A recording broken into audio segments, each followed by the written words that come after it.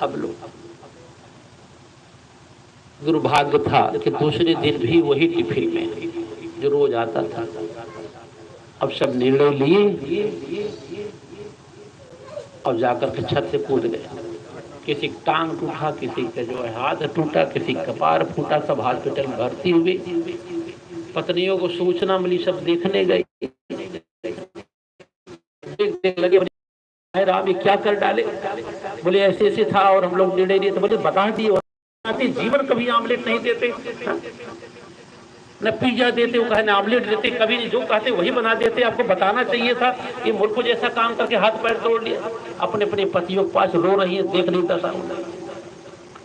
चीन वाली भी, जापान वाली, अमेरिका, तीनों। और भारतीय महिला जो अपने पति के पास बैठ कर खाली देख रही है, अपने पति के पास बैठ करके खाली अपनी पति को देख रही है बस। ये भी तोड़ ताड़ लिया है, इसको तोड़ने की क्या जरूरत है? और तीनों पत्नियां जो रो को चुप हो गई, तब देखिए भारतीय पत्नी क्या कर रही है। देखिए चुपचाप खाली पति के पास बैठ कर उनका चेहरा देख रही। तो तीनों उठ के आई, बोली बता तुम्हारे भी पति की टांग टूटी हुई है, सर फूटा हुआ है, हम लोग तो रो रहे थे और इस संकल्प ले लिए कभी नहीं बनाएंगे दोबारा ऐसा भोजन, कभी नहीं टिफिन देंगे। लेकिन तू तो नहीं रो रही है, तुम्हारा पति भी तो पैर टूटा हुआ है, तुम क्यों निकाल? यही तो देख रही हुई इनकी है।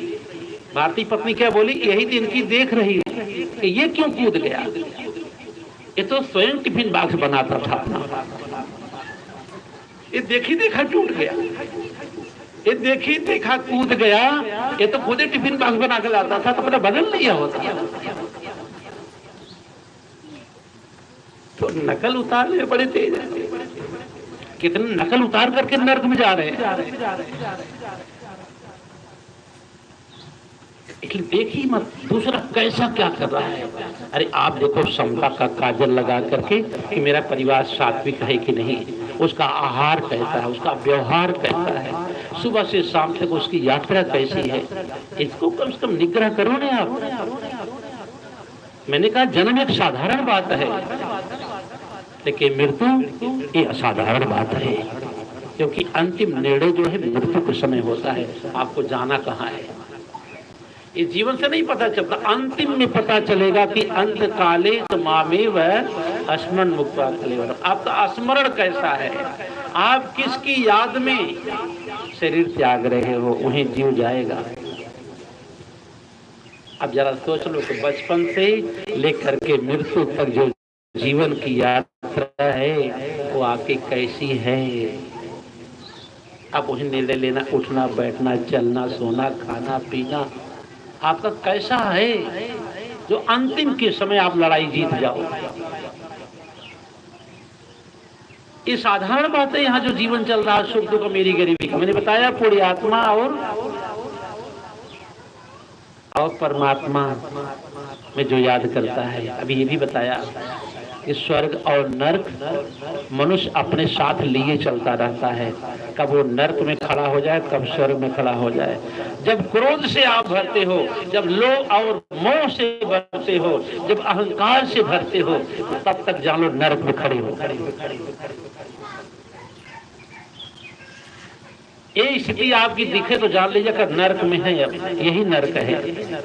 आप क्रोध में रहो, अहंकार में रहो, लोभाद क्रोधा प्रभत लोभाद कामः प्रजायते लोभान मोहस्य नाशस्य पापस्य कारणम। पापस्य कारणम यही है नरक का द्वार देखने की जगह। अगर आप क्रोध में रहते हो तो ध्यान देना, क्रोध कितना करें कि अगला व्यक्ति मेरे क्रोध का सम्मान दे ले जाए। गुस्सा करिए, धर्मानुकूल क्रोध। भगवान कृष्ण कहते हैं कि धर्मानुकूल क्रोध है। अर्जुन को ही कहा था कि धर्मानुकूल क्रोध है, धर्मानुकूल मोह है, धर्मानुकूल लोभ है, धर्मानुकूल काम है। धर्म के अनुकूल होना चाहिए। तो धर्म कैसे पता? इतना क्रोध करो कि अगला आपके क्रोध का सम्मान दे। इतना ज्यादा क्रोध मत करो कि अगला व्यक्ति आपको जवाब देने लगे। इसका मतलब आप क्रोध विवेक में नहीं किए हो, विवेक शून्य होकर के क्रोध कर रहे हो, तो जान लो कि नर्क में खड़े हो। सहसा विधित क्रियाम विवेक है परमा बदाम प्रदम बढ़ते ही विमश कालिम संपदा। कोई भी